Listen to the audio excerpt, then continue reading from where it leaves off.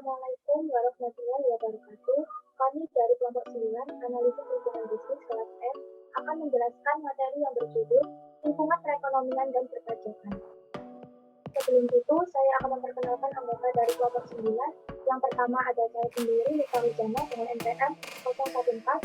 Yang kedua ada Ria Mengisiana dengan NPM 068. Yang ketiga ada Bernadette Gabriela Putri Hardianti dengan NPM 093. Yang keempat ada Asmenda Kansasabita dengan NPM 107. Yang kelima ada Katarina Dinda Aromatika dengan NPM 251. Analisis lingkungan bisnis merupakan analisis yang dilakukan untuk menemukan nilai keseluruhan dari suatu individu, institusi maupun kekuatan lain yang berasal dari luar kontrol perusahaan. Namun perusahaan masih dapat bergantung kepada mereka karena mereka mampu mempengaruhi performa perusahaan dan keberlanjutan perusahaan. Tujuan analisis lingkungan bisnis.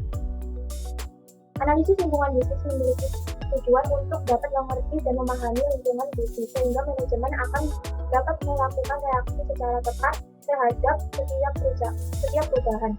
Selain itu, agar manajemen mempunyai kemampuan merespon berbagai isu kritis mengenai lingkungan yang memiliki pengaruh cukup kuat terhadap bisnis. Manfaat membantu mengidentifikasi peluang bisnis. Yang kedua, memanfaatkan sumber daya dengan baik. Yang ketiga, mampu menghadapi perubahan. Yang keempat, membantu bisnis meningkatkan performanya. Yang kelima, mengidentifikasi ancaman lebih dini. Yang keenam, membantu beradaptasi dengan cepat. Yang ketujuh, membantu merencanakan dan menetapkan kebijakan perusahaan. Lingkungan perekonomian. Definisi lingkungan perekonomian adalah lingkungan ekonomi di negara tempat organisasi internasional beroperasi. Kondisi ekonomi memiliki dampak yang kuat terhadap kinerja dan dari setiap bisnis, karena dapat mempengaruhi pendapatan atau beban dari bisnis tersebut. Faktor yang mempengaruhi lingkungan perekonomian. Pertumbuhan ekonomi yang mencerminkan perubahan dalam tingkat aktivitas ekonomi secara umum. Pertumbuhan ekonomi sendiri dibedakan menjadi dua, yaitu pertumbuhan ekonomi yang kuat dan pertumbuhan ekonomi yang lemah. Jenis-jenis lingkungan perekonomian. 1. Lingkungan internal. Lingkungan internal meliputi lingkungan daya manusia, operasional, marketing, finance. Yang kedua, lingkungan eksternal. Lingkungan eksternal meliputi konsumen, kebijakan pemerintah, pemasok, substitusi. Lingkungan perpajakan. Definisi pajak adalah kontribusi wajib kepada negara yang terutang oleh orang pribadi atau badan yang bersifat memaksa berdasarkan undang-undang dengan tidak mendapatkan imbalan secara langsung dan digunakan untuk keperluan negara bagi sebesar-besarnya kemakmuran rakyat. Faktor yang mempengaruhi pajak. Faktor eksternal yang mempengaruhi penerimaan pajak suatu negara antara lain pertumbuhan ekonomi, tingkat inflasi, nilai tukar rupiah, harga minyak internasional, produksi minyak mentah, harga minyak internasional, dan tingkat suku bunga. Faktor internal yang mempengaruhi penerimaan pajak tarif pajak itu sendiri. Manfaat pajak secara umum. Yang pertama, fungsi budgeter. Pajak digunakan untuk membiayai pembangunan nasional atau pengeluaran negara lainnya. Jadi, pajak merupakan pendapatan negara yang berfungsi menyeimbangkan pengeluaran negara dengan pendapatan negara. Yang kedua, fungsi regulasi. Pajak menjadi alat untuk mengatur kebijakan sosial dan ekonomi. Pajak dapat digunakan untuk mengatur laju inflasi, mendorong kegiatan ekspor, memberikan proteksi atau perlindungan terhadap barang produksi dalam negeri dan menarik investasi. Yang ketiga, fungsi distribusi. Pajak berfungsi mendistribusikan kesejahteraan masyarakat. Yang keempat, fungsi stabilitas. Berfungsi untuk menstabilkan kondisi perekonomian. Contohnya, untuk mengatasi inflasi, pemerintah menetapkan pajak yang tinggi agar jumlah uang yang beredar dapat dikurangi. Begitupun ketika negara mengalami kelesuan ekonomi, pemerintah merespon dengan menurunkan pajak, sehingga jumlah uang yang beredar bisa meningkat.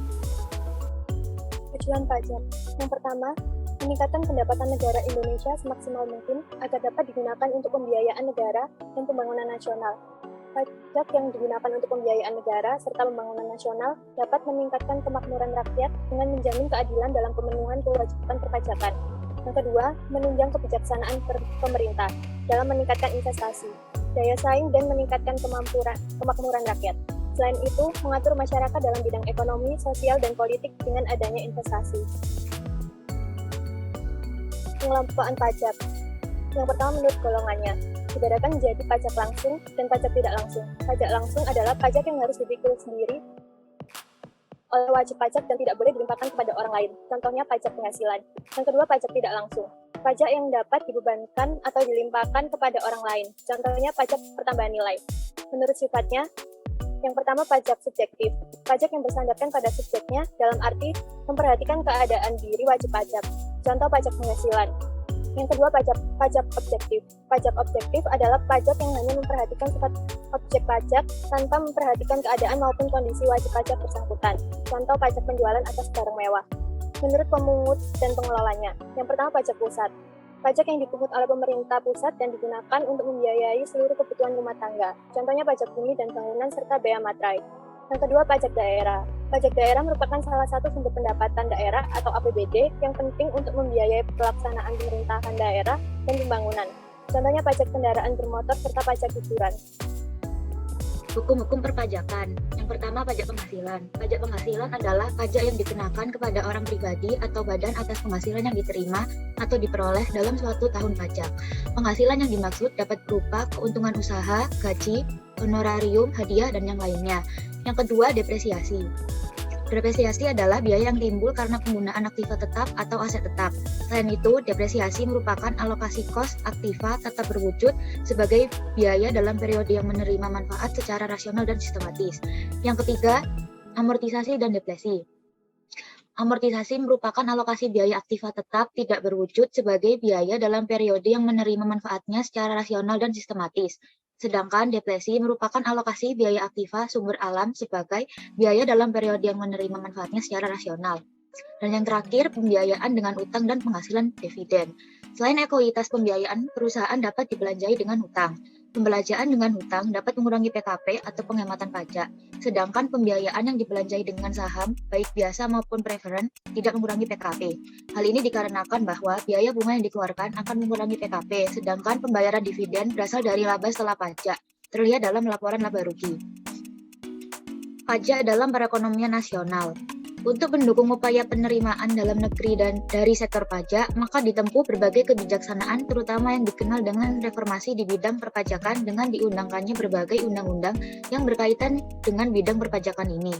Dalam literatur, ekonomi pajak merupakan komponen yang amat penting dalam menjalankan roda perekonomian. Ia merupakan alat bagi pemerintah untuk melakukan kebijakan fiskalnya, yaitu untuk mempengaruhi aktivitas ekonomi dalam masyarakat, sehingga dalam lingkungan perekonomian sangat berhubungan erat dengan perpajakan. Pajak mempunyai peranan yang sangat penting dalam kehidupan bernegara, khususnya di dalam pelaksanaan pembangunan, karena pajak merupakan sumber pendapatan negara untuk membiayai semua pengeluaran, termasuk pengeluaran pembangunan. Di sisi lain, pajak juga sangat penting dalam mengatur pertumbuhan ekonomi melalui kebijaksanaan pajak. Pajak merupakan sumber utama penerimaan negara. Tanpa pajak, sebagian besar kegiatan negara sulit untuk dapat dilaksanakan. Penggunaan uang pajak meliputi mulai dari belanja pegawai sampai dengan pembiayaan berbagai proyek pembangunan. Pembangunan sarana umum seperti jalan-jalan, jembatan, sekolah, rumah sakit, ataupun puskesmas, kantor polisi dibiayai dengan menggunakan uang yang berasal dari pajak. Uang pajak juga digunakan untuk pembiayaan dalam rangka memberikan rasa aman bagi seluruh lapisan masyarakat. Setiap warga negara mulai saat dilahirkan sampai dengan meninggal dunia menikmati fasilitas atau pelayanan dari pemerintah yang semuanya dibiayai dengan uang yang berasal dari pajak.